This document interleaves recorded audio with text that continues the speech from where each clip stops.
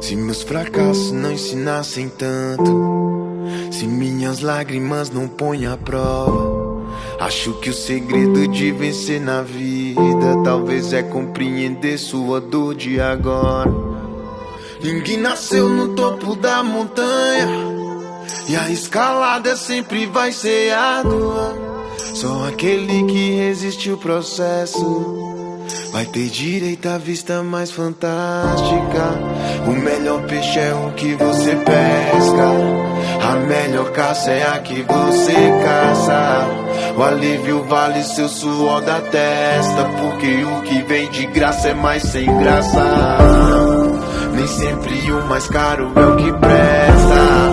O vinho bom não valoriza a taça. Uma atitude dispensa promessa, e o mais certo é que um dia tudo